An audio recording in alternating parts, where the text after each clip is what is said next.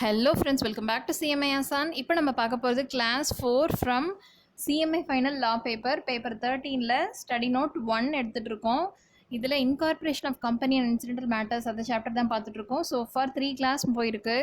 என்ன கம்பெனினா என்ன, அதோட டைப்ஸ் என்ன, அதை எப்படி இன்கார்பரேட் பண்ணலாம், ப்ரைவேட்டாக இருந்தால் எப்படி, பப்ளிக்காக இருந்தால் எப்படி, 1% கம்பெனியாக இருந்தால் எப்படி இப்படின்னு சொல்லிட்டு அதோட சும்மா ஒரு இன்ட்ரோலாம் பார்த்துருந்தோம். இப்போ அதோட ப்ரொசீஜரல் ஆஸ்பெக்ட்ஸ், அதாவது ஒரு கம்பெனி இன்கார்பரேட் பண்ணோன்னா என்னென்னலாம் ப்ரொசீஜரை ஃபாலோ பண்ணி பண்ண போகிறோம் அப்படின்னு சொல்லிட்டு தான் பார்க்க போகிறோம். Section 7, filing of the documents and information with register. என்ன நம்ம பண்ணாலும் ஃபஸ்ட்டு ரெஜிஸ்டர் கிட்ட சொல்லிடணும். ரெஜிஸ்டர் ஆஃப் கம்பெனிஸ்ன்னு இருக்காங்க இல்லையா, அவங்கள்ட்ட போய் இந்த மாதிரிலாம் டாக்குமெண்ட்ஸ், கம்பெனிக்கு தேவையான கம்பெனியை சார்ந்த என்னென்ன டாக்குமெண்ட்ஸ் இருக்கும், எம்ஓஏ இருக்கும் இல்லையா, மெமரண்டம் ஆஃப் அசோசியேஷன் இருக்கும், ஆர்டிகல்ஸ் ஆஃப் அசோசியேஷன் இருக்கும், duly subscribed to the memorandum அப்படின்னா இதை நான் இன்னொரு வேர்டாக எழுதுகிறேன், நான் தப்பாக எழுதியிருக்கேன்னு நினைக்கிறேன். Duly signed by the subscribers. அதாவது சப்ஸ்கிரைபர்ஸ்னால் யார், ஃபஸ்ட்டு அந்த ஷேர்ஸ் எல்லாம் போய் வாங்குறாங்க இல்லையா, அந்த இதெல்லாம் அந்த ஷேர்ஸ் எல்லாம் சப்ஸ்கிரைப் பண்ணுறாங்க இல்லையா, அவங்க அந்த ஃபஸ்ட்டு சப்ஸ்கிரைப் பண்ணாங்களே அவங்கெல்லாம் சைன் பண்ணியிருக்கணும். இந்த மாதிரி நான் எம்ஓஏலையும் ஏஓலையும் சைன் பண்ணிவிட்டு அந்த டாக்குமெண்ட்டை கொண்டு போய் யார்கிட்ட கொடுக்கணும், ரெஜிஸ்ட்ரார்ட்ட கொடுக்கணும். அப்புறம் declaration signed by the person whose engage in the formation of the company. அதாவது மெம்பர்ஸ் வேறு டேரக்டர்ஸ் வேணும்னு ஒரு ஐடியா நம்மளுக்கு எப்போவுமே இருக்கும். ஏன்னா மெம்பர்ஸ் வந்து சும்மா பணம் போட்டு அதில் காசு பார்க்குறவங்க, டேரக்டர்ஸ் வந்து அதில் இருக்கிற மேனேஜ்மெண்ட்டை பார்க்குறவங்க. அப்போது இதில் அதே மாதிரி பார்த்தோன்னா, இப்போ மெம்பர்ஸ் அப்படின்னு சொல்கிறவங்க வந்து இந்த சப்ஸ்கிரைபர்ஸ்ன்னு சொன்னேன் இல்லையா, அவங்க வந்து பிஸ்னஸ் பண்ணுறதுக்காக காசு போடுறாங்க. ஆனால் அதில் இருக்கிற உள்ளே இருக்கிற அந்த மேனேஜ்மெண்ட்டாக பார்த்துக்கிறதுக்கு அப்படின்னு சொல்லிட்டு வேறு ஆள் இருப்பாங்க. அதே மாதிரி இப்போ இன்கார்பரேஷன் வரும்போது இந்த ப்ரொஃபஷ்னல், இந்த இதுக்கு தகுந்த மாதிரி ஒரு ப்ரொஃபஷனலை வந்து எங்கேஜ் பண்ணுவாங்க. அவங்க சிஏவாக இருக்கலாம், சிடபிள்யூஏவாக இருக்கலாம், சிஎம்ஏவாக இருக்கலாம், சிஎஸ்ஆ இருக்கலாம், இல்லை அட்வொகேட்டாக கூட இருக்கலாம், லாயர் இருக்காங்களே அவங்க கூட இருக்கலாம். இந்த மாதிரி ஒரு ப்ரொஃபஷனலை எங்கேஜ் பண்ணி அவர் ஒரு டிக்ளரேஷன் கொடுக்கணும். இந்த மாதிரி என்னன்னு சொல்லி கொடுக்கணும், that all the requirements stating that, அவர் என்ன சொல்லணும் டிக்ளேர் பண்ணி, that all the requirements required matters of registration have been complied with. இன்கார்பரேஷனுக்கு தேவையான எல்லா மேட்டரும் இதில் சேர்த்து வச்சுருக்கோம், இதில் சம்மந்தப்படுத்திருக்கு, இல்லைனா இதில் உடன்பட்டிருக்கு. இது நான் தமிழில் எப்படி சொல்கிறேன்னு தெரியல. ஹாவ் பீன் கம்ப்ளைட் வித்னு அதுதான் அர்த்தம். ஓகேவா? ஃபஸ்ட்டு யார் கொடுக்கணும், எம்ஓஏவும் ஏஓவும் சைன் பண்ண சப்ஸ்கிரைபர்ஸ் ஒரு டாக்குமெண்ட் கொடுக்கணும். அப்புறமேட்டுக்கு டிக்ளரேஷன், இந்த ப்ரொஃபஷ்னல், இந்த இன்கார்பரேஷன் சம்மந்தமான வேலைகளை பார்க்கக்கூடிய அந்த ப்ரொஃபஷ்னல் ஒரு டிக்ளரேஷன் கொடுக்கணும். இது 2. அப்புறம் declaration by all the subscribers to MOA AOA named as a first director stating that, அதாவது எம்ஓஏல ஏஓஏல சைன் பண்ணியிருக்காங்க இல்லையா, ப்ரமோட்டர்ஸ்ன்னு சொல்லுவாங்க, அவங்களே தான் ஃபர்ஸ்ட் டைரக்டர்ஸாகவும் இருக்காங்க. அவங்க ஒரு டிக்ளரேஷன் கொடுக்கணும். என்ன கொடுக்கணும், he is not convicted of any offence.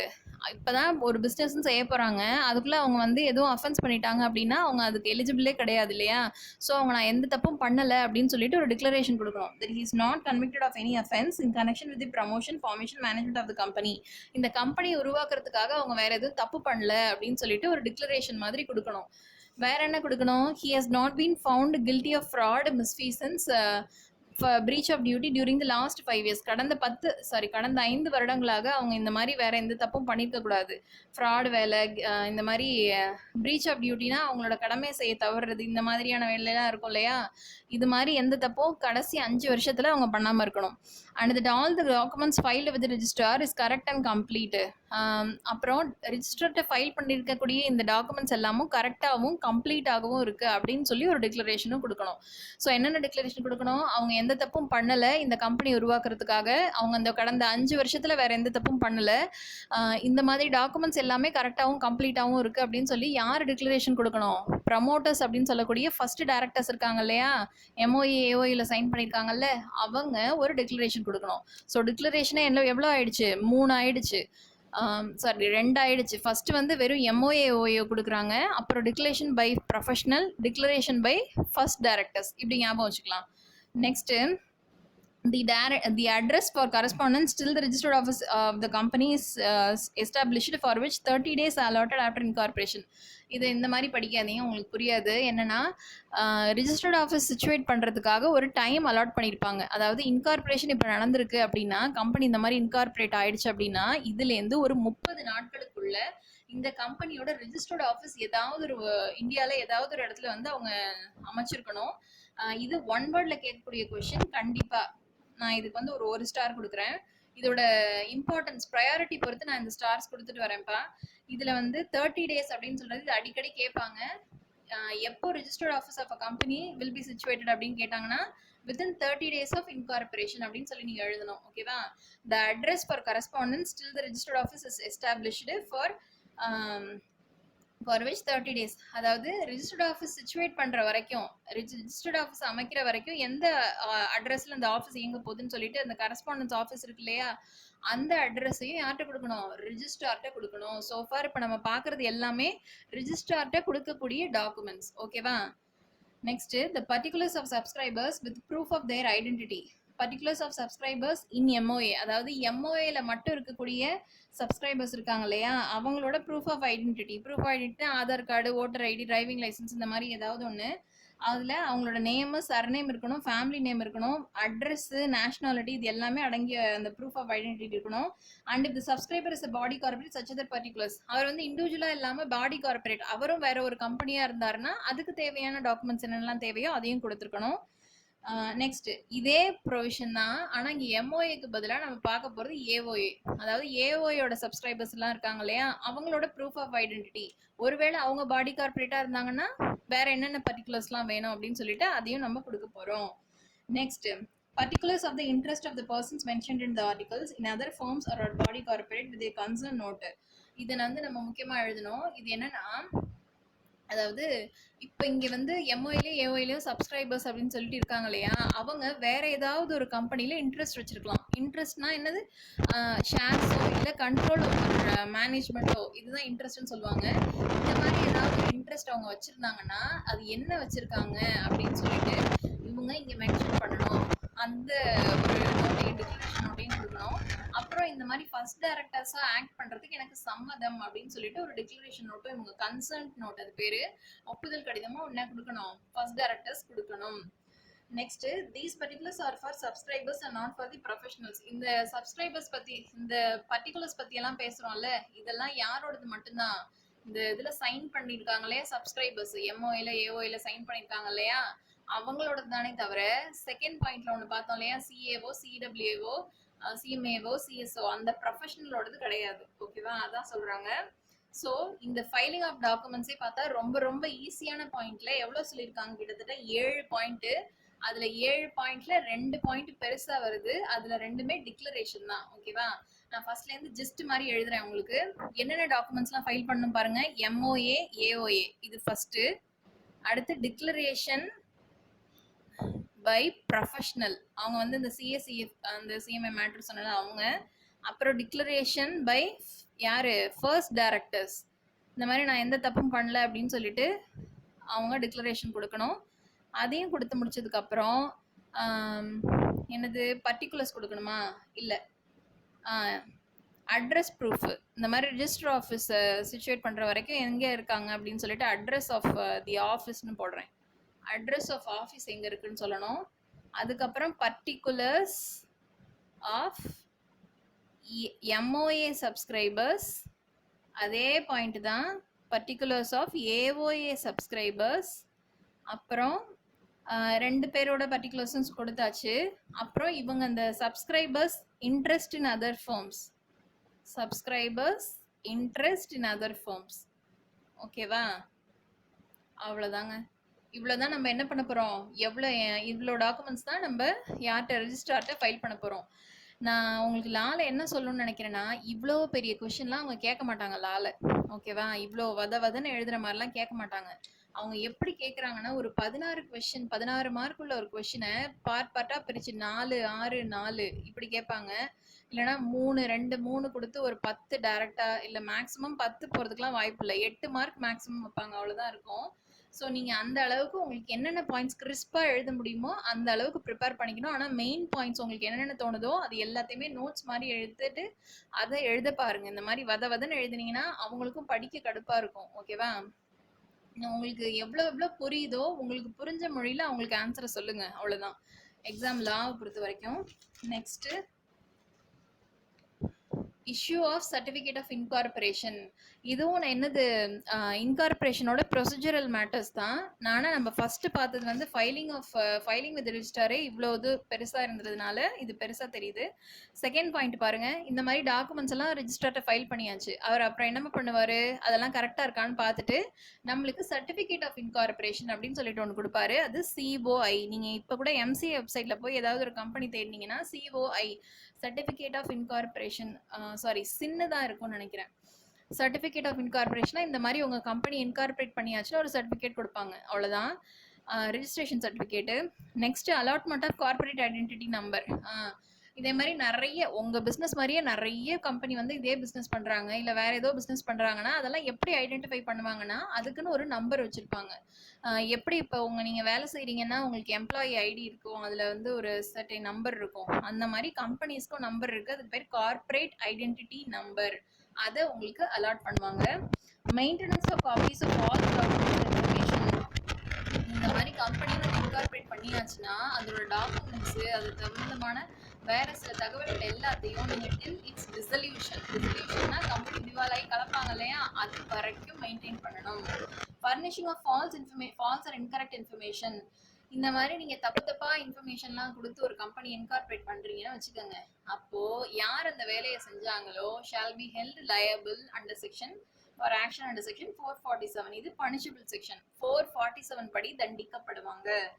Company incorporated by furnishing false or incorrect information. இதே மாதிரி தப்பா இன்ஃபர்மேஷன் கொடுத்து கம்பெனியே இன்கார்பரேட் பண்ணிட்டீங்க அப்படின்னா அந்த ப்ரமோட்டர்ஸ்ன்னு சொல்லக்கூடிய ஃபர்ஸ்ட் டைரக்டர்ஸ் இருக்காங்க இல்லையா, அப்புறம் அவங்க வேற என்னென்னலாம் பர்சன் அதை டிக்ளரேஷன் கொடுத்துருப்பாங்க, இந்த மாதிரி கரெக்டாக இருக்கு கம்ப்ளீட்டாக இருக்கு அப்படின்னு சொல்லிட்டு யார் யாரெல்லாம் கொடுத்துருப்பாங்க, அந்த ப்ரொஃபஷனல்ஸ்ன்னு சொல்லிட்டு ஒரு 4 பேர் பார்த்தோம் இல்லையா, அவங்க இந்த மாதிரி ஃபர்ஸ்ட் டைரக்டர்ஸ் யார் யாரெல்லாம் இதில் சம்மந்தப்பட்டிருக்காங்களோ எல்லாருமே அண்டர் செக்ஷன் 447 படி ஷால் பி ஹெல்ட் லயபிள்.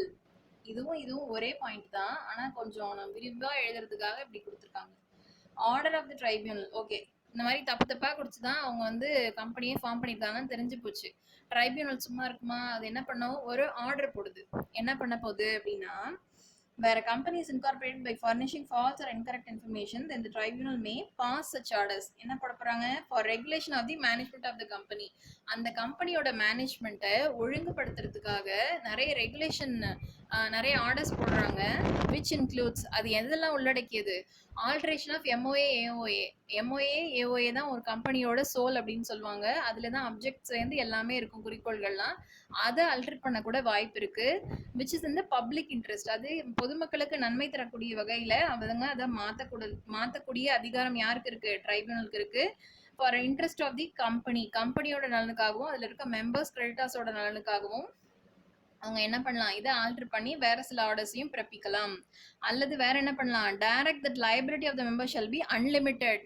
அப்படின்னா அதாவது லிமிடெட் கம்பெனி அப்படின்னு சொல்லி வச்சிருக்காங்க.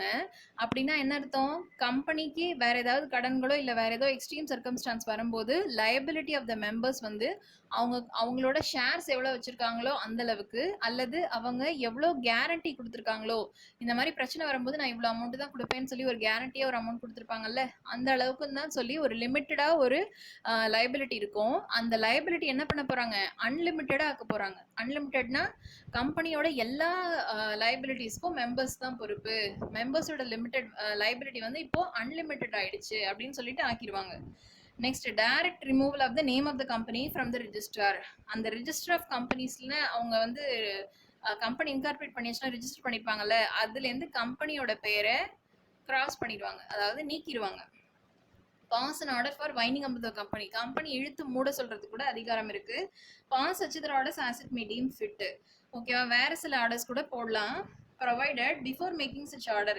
இந்த மாதிரி நீங்கள் என்ன படித்தாலும் இந்த ஆர்டர் ஆஃப் த ட்ரைபியூனல்னு ஒன்று வருது இல்லை, ஆர்டரு ரெசல்யூஷன் வேண்டாம். இந்த மாதிரி எந்த வகையான முடிவுகள் எடுக்கும்போது ஜுடிஷியரி ஸ்டேட்டில் இருக்காங்க அப்படின்னா அவங்க எப்போவுமே கன்சர்ன்டு பார்ட்டிஸ்க்கு ஆப்பர்ச்சுனிட்டி ஆஃப் பீயிங் ஹர்ட் அப்படின்னு ஒன்று கொடுப்பாங்க. அதாவது இந்த ஆர்டர் போடுறதுக்கு முன்னாடி இவங்க இந்த இதெல்லாம் ப்ராசஸ்லாம் பண்ணுறாங்களே அதை கேட்கறதுக்கான உரிமையை கொடுப்பாங்க, உரிமை இல்லை வாய்ப்பு கொடுக்குறாங்க. The company shall be given reasonable opportunity of being heard. அது என்னன்னு கேட்கறதுக்கான ஆப்ஷனை வந்து இவங்க கொடுப்பாங்க tribunal. The tribunal shall take into consideration the transactions entered into by the company, including obligations of any contracted for payment of liability. வேற என்ன இந்த tribunal கணக்குல எடுத்துக்குவாங்க அப்படின்னா, வேற ஏதாவது கான்ட்ராக்ட் என்டர் பண்ணிருக்காங்களா, டிரான்சாக்ஷன் என்டர் பண்ணிருக்காங்களா இதோட லைபிலிட்டியை பே பண்றதுக்காக அப்படின்னு சொல்லிட்டு அதையும் ட்ரைபுனல் கணக்குல எடுத்துக்குவாங்க. ஓகேவா? இந்த கொஸ்டின் ஒரு இதுல கேட்டிருக்காங்க, ஒரு டேர்ம்ல, எதெல்லாம் ஞாபகம் இல்லை. ஸோ நான் இது வரைக்கும் சோஃபார் நான் நடத்தின இந்த கிளாஸ்ல எது முக்கியம்னு சொல்லியிருக்கேன். இந்த 30 days வந்து 1 மார்க்ல கேட்பாங்க. இந்த கொஸ்டின் இருக்கு இல்லையா, ஆர்டர் ஆஃப் த ட்ரைபியூனல், இது ரொம்ப ரொம்ப முக்கியம். நான் இது ஒரு 3 ஸ்டார் கொடுக்குறேன். ஓகே, இது ரொம்ப ரொம்ப ரொம்ப முக்கியம். இந்த கொஸ்டின் கேட்டிருக்காங்கப்பா, அதனால கண்டிப்பா படிங்க. நான் இந்த பாயிண்ட்ஸ் வந்து ஒரு 5 பாயிண்ட் நான் ஜிஸ்ட் மாதிரி எழுதுறேன் பாருங்க. அவங்க என்ன பண்ணுவாங்க, இந்த மாதிரி தப்பா இன்ஃபர்மேஷன் கொடுத்து இந்த மாதிரி ஆர்டர்லாம் கிரியேட் பண்ணி கம்பெனி இன்கார்பரேட் பண்ணியிருக்காங்கன்னு தெரிஞ்சுன்னா ஃபர்ஸ்ட் ஆர்டர் போடுவாங்க. பாஸ் சச் ஆர்டர்ஸ் ஃபார் என்ன பண்ணுவாங்க, pass such orders for alteration of MOA AOA, alter MOA AOA for the regulation of management regulate பண்ணுறதுக்காக. அதுக்கப்புறம் மெம்பர்ஸோட லயபிலிட்டி அன்லிமிட்டெட், மெம்பர்ஸோட லயபிலிட்டி வந்து அன்லிமிட்டெட். அதுக்கப்புறம் என்ன பண்ண போகிறாங்க, removal of name, removal of name, கம்பெனியோட பேரை ரெஜிஸ்டர்லேருந்து நீக்கிடுவாங்க. அப்படி இல்லைன்னா என்ன பண்ணுவாங்க, வைண்ட் அப் பண்ணிடுவாங்க, மூடிடுவாங்க.